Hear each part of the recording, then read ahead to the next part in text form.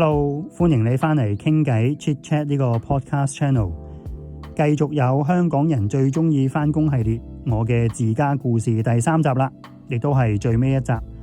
如果你未聽之前2集嘅，可以去聽返啦。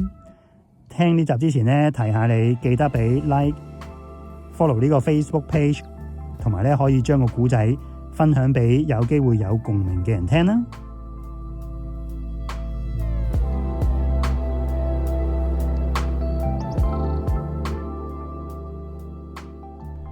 到之後，大約返咗可能係大半年，其實基本上可能運作都 OK， 不過即係要講到去到得心應手，其實真係仲有好大段距離，因為我覺得真係要適應嗰個即係語言加埋背後嘅環境文化，其實我覺得真係困難同挑戰嘅。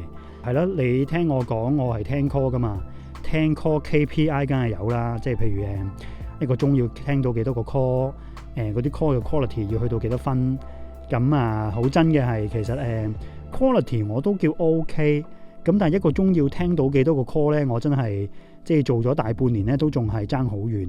我都有眼見有啲同事可能即係佢哋好熟手啦，或者我見有啲即係 system 裏邊嘅 log， 其實好似聽到8成9成都差唔多咯，可以俾 advice 喎。咁但係我唔知係自己嘅原因定咩咧？我硬係覺得，喂，即係勞工法嘅嘢、法律嘅嘢，你唔聽清楚晒，你唔 confirm 晒，就咁俾意見，好似有啲牙煙喎。即係唔好話我咩，係咪因為責任心太高而係我覺得，喂，調翻轉賴咗嘢，咁咪死。咁所以可能我成日都係咁，所以我覺得即係我要翻來覆去 confirm 你嘅意思係咪咁啊？嗰個員工嗰個反應係咪咁啊？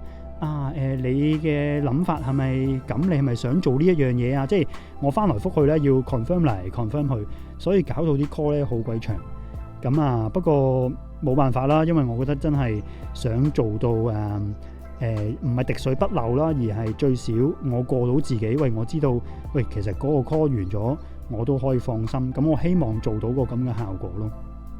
其實我份工咧都有少少季節性嘅，即係一年裏邊咧係有啲月份咧特別忙嘅。我自己就叫爆廠月啦，即係全年嘅1月同埋10月係阿姐話最忙嘅。因為1月嘅就係過咗啱啱上一年嘅12月啊嘛，聖誕新年即係英國人都係最大嘅節日，就唔係好做嘢，咁但係就係唔做，咁積落咗，咪1月要開翻副計，所以就好鬼爆廠嘅。咁當然唔係淨係1月啦，其實真係1月2月一路都係忙嘅。咁但係一路到6月7月就開始放暑假，啲人陽光嘅日子就出去唔同地方玩。咁所以又會剩翻少少，跟住去到9月，跟住開始開學，然後10月咧又係另一個爆廠月。曾經有一個片段都幾有趣嘅，就係我記得10月嘅時候做到死啦，即係唔係淨係我啦，成條 team 都係啦。咁阿姐就話11月開始就會慢慢輕鬆啲，直到聖誕噶啦。嗰刻咧都有個同事笑笑口咧，靜靜雞咁講咗句 That's a lie。咁我都心諗。我都知冇咁着數噶啦，無端端10月忙到咁，11月真係會剩翻咁多。果然11月咧，基本上同10月係冇分別，都係做到爆廠。行開行埋，有時啲同事咧，我都記得有佢講過話，即係哇想做到反台，想將掟部電腦掟出街之類之類。其實我都聽過唔少，所以其實係好忙嘅。我仲記得有一刻咧，就係我諗住，因為我已經連續聽咗好多個電話，我諗住收線就即係去廁所啦。點知一收線個電話就響，咁對面嗰個咧係一個分流嘅同事啦，即係我話我想去廁所咁樣，佢話唔等得噶啦，個客已經等咗分幾鐘，唔可以再等噶啦。咁嗰刻我覺得，咦，即係有少少，我係咪去咗 A&E 急症室喺度分流緊啊？哇，個病人已經唔等得噶啦，就死噶啦咁樣，即係。簡直係經典。已經工作咗2年啦。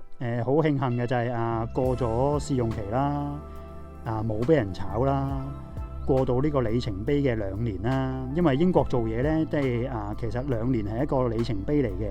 咁呢個涉及少少勞工法啦，我唔詳細喺度講啦。咁簡單講嘅就係，總之你過咗2年呢，你嘅僱主係冇咁容易炒你嘅。咁啊，我過咗啦。咁啊，嚟到而家係咪已經做到得心應手？我又唔敢講咯。咁但係最少好似頭先講，平均一個電話可能係10分鐘、12分鐘，已經叫做差唔多，即係都達標咯。咁我都係一個好大嘅進步。咁當然好感恩嘅就係都有曾經有啲嘅客戶俾過我喺網上面有啲5星嘅評級啦。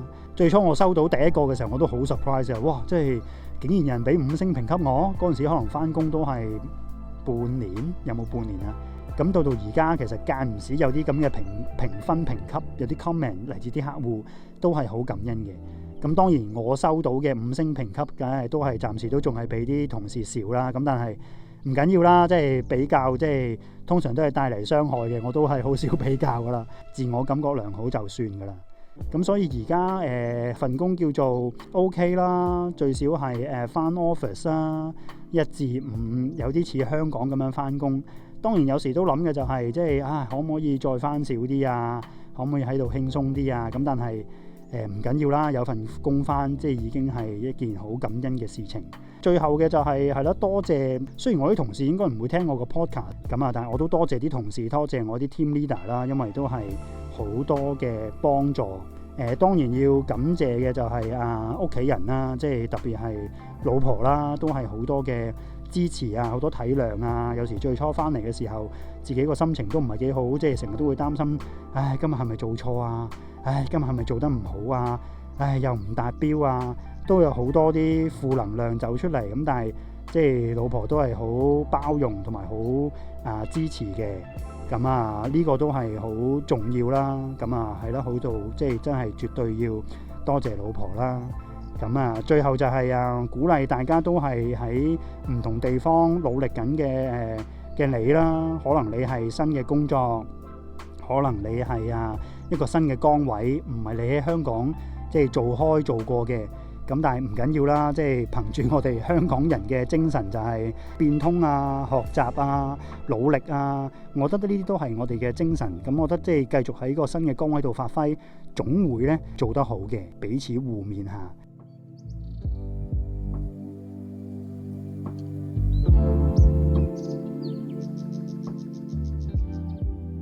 多謝你收聽呢一個嘅 podcast channel 啦。希望下一集嘅香港人最鍾意返工，又可以有另一個嘉賓現身說法下，究竟佢可能係一個新嘅地方、新嘅崗位係咩嘅一回事。我哋下一集再傾過，拜拜。